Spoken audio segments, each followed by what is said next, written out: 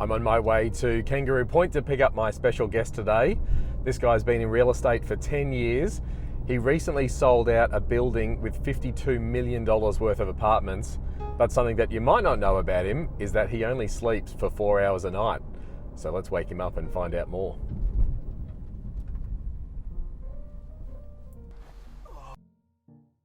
Now, mate, what does Simon Caulfield drink for coffee? This is what the world wants to know. Well, mate, this is the thing. For a guy that wears some, let's some say, pretty sharp attire. Yeah, some eccentric outfits. Actually, can I see this watch?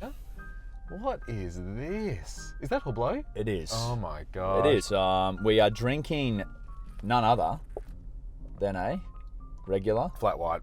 cappuccino. I think everyone wants to hear about this beautiful blue watch. Hublot, for those who don't know, is a very new progressive brand. They are second behind Rolex when it comes to social media followings. Okay. Well, I bought my first Hublot when I sold my first building out, and what I liked about Hublot was, the art of fusion, as they talk about, combining different materials and Like the rubber and the metal. correct, exactly. I know you're a bit of an Audi guy, and so I've brought the Audi RS6 today. It's a weapon. I think it's the fastest production wagon in Australia. May even be in the world. I mean, In the world. This car's capable of doing 0 to 100 in less than 4 seconds. Yeah. You can still put the backpacks in the back, and your open signs. Or the golf clubs. Oh, all the golf clubs. So you only get 4 hours sleep a night. Yeah, I'm not a 4 hours individual sleep a night. That's nothing. Mate, I don't like to sleep. Let's touch on your team. You've got 4 in your team. Yes. Your personal team, you're writing figures that are like, most people watching this are going to be like, this is out of control. 2.6 million, another 500,000 in unconditional sales. Yeah. So talk to me about the structure of your team. What do you do? So and who works for you? My team's unique in the sense that I've got another lead agent in Court who Courtney's Okay. had her best year ever last year as well. Settled just under $1 million As part of the in that team. 2.6? Yeah. Got it. So Okay, cool. from her perspective, she rides shotgun with me. Yep. Our team, apart from myself, is all under the age of 30. So for it makes me sound 32, old. you're pretty old, yeah. I know, mate. It's like you're used by it. It's like a rugby league player, mate. They get to 36 and they should be retiring. But in the last 3 years, I've not done one listing on my own.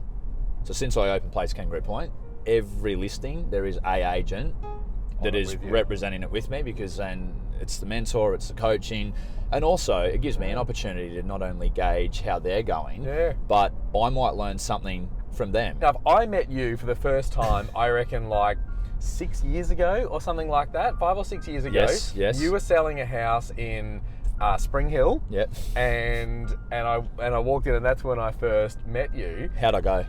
Oh yeah, great, but like Not good enough. I didn't get a job offer. Yeah, Clearly. no, but your acceleration from there is faster than this car. Like that. Big call. No, but that's what's sort of really blown me away. What's been your journey? I think a friend at the time had said, like we all do, you'd be great in real estate because you can talk, and you find that that's a very small component, but it's more about. It's funny how that's the peopling. lead in. That was my lead in. People are was. like, oh, you can talk, get into real estate. And it seems to be that people think all we do is talk.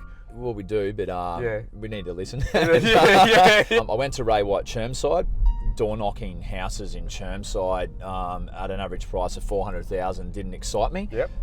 Brian had some very old school and traditional tactics, which I think worked quite well. And so there was, in 2 weeks, I think I learnt, the 3 key fundamentals to real estate, which was build relationships, always follow people up, because I think they're 2 things that people really like, and work your ass off. I think fast forward, went to LJ Hooker for 12 months, Judy opened Place in New Farm, and my view was, if Judy was leaving Ray White and Judy was opening her own office, well, there had to be a reason, and the curiosity got the better of me. So you went to Place, and then like, what kind of numbers were you riding at this point? Oh, look, in my time? first year with Place, I think I settled 220,000. Cool. Yep. We've got a green light. We're going to tap it in sports mode here. Oh, let's go.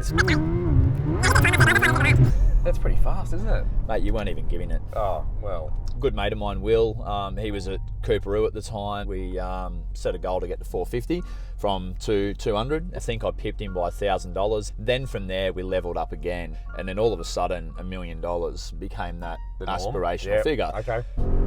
Oh, There yes, we you go. do. There we go.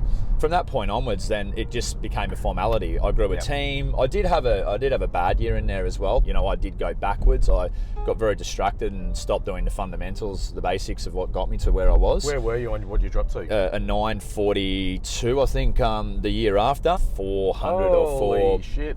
Humility's a big thing in real estate, and I also think right. I also think remembering your journey, and I'd lost touch with how hard I'd worked. Let's just give the office manager a beep. So it's good to see she's not on Instagram. The big thing in real estate is we all get caught up in these flashy suits, nice watches, nice cars, and then you start to lose the purpose of why you were there. And you know, if I can ever give one message across whenever I have an opportunity to talk to a greater real estate audience, is whatever got you to where you are will help you continue to where you go next. And sometimes what you did 2 years ago or 12 months ago may not be enough to get the growth you need, but it will always be the foundation of what we're doing. Thanks, mate. Obviously doesn't support independent real estate firms, mate. I know. What's with that? How did you, can you tell us about the journey? So you were riding $1 million, now 2.6. One of the big transitions has got to be projects. How did you break into that space, and how is it different from like normal resi sales? Because you've got experience in both. Well, mate, I think when it comes to the high end, there's, and particularly owner-occupied product, there's no one else that has achieve what we have on a consistent level, and that's 6 projects now, 4 of them completely sold out. You've got to be passionate. So I mean, you can't just say I want to sell projects because Simon Caulfield sells projects. I mean, you know, people get surprised. Like our fee now, you know, is at 4% plus GST. Fundamentally, the fee is higher than what it would be for a normal resale because there's double the work to be done. And why is there double the work to be done? Well, you know, you've got to design the floor plans. So you're doing that? Mate, 100%. How did you get the developers to give you that level of trust? I mean, that's credibility from doing your job well. But I mean, to get my foot in the door, the building that's straight in front of us, that was my first project that I sold out. This one here? This one right here. 7 apartments, 10.5 million, 4 weeks. We sold the whole building out. That was completed stock. So that was a bit of a different story. What happened was that put us on the map. The rate. I remember sitting in that building and selling the balance of those apartments out, and Judy at the time was saying, "Where are you? You're not in the office." And I said, "Judy, I've got a whole building that's sitting empty. I'm going to put my open sign out the front and be here from 8 till 5. Wow. Now, if you fast forward 7 years, we sold that out. We sold Silt out. That then took us to Haven, 33 million there. Then we picked up Wallan, which was 52. Wow. We got Barker, which is 64. We picked up Bank. We did Zara in Oxlade Drive. And now what a cool story. We don't take chances. It's not a practice round. When someone brings a building to me, I understand the parameters behind. Yeah, that's awesome. Not just the sellout, but the liability of finance, the risks that you take. If you don't sell a house, whatever the price, 9 times out of 10, the owner stays there. Yeah. So they've lost nothing apart from a little bit of pride and maybe the marketing investment they've made. At the end of the day, it's not the end of the world. No. But you when don't sell out a $60 million building, it's the end of the world. Well, if you don't get the pre-sales, the building doesn't start. Yeah. And you know, some of our projects, they're investing, you know, north of $500,000 in advertising and displays before they even start the build. So it's an exciting process. There is plenty of developments out there if that's what you want to do, but I wouldn't be jumping into it just out of virtue of, you know, thinking you're going to get high fees and easy deals. I think if you're going to do it, you got to do it well. Like, what's the deep burning desire that gets you working so hard, sleeping 4 hours a night, designing buildings, taking all the risk that comes with that? I guess, you know, to leave a legacy. It's not a value, it's not a monetary focus. It's just, I want to be able to look back and say, hey, you know what? My influence made a difference to the outcome of that project. Yeah. If you could go back now with all the knowledge that you've got and give yourself any advice on day one, what would it be? Be patient, because we all want to sprint the marathon in real estate. Everyone wants to be at, you know, the top of their field tomorrow. And the reality is, if you look at a common theme on your, you know, drive-by series, you know, no one got there in a day.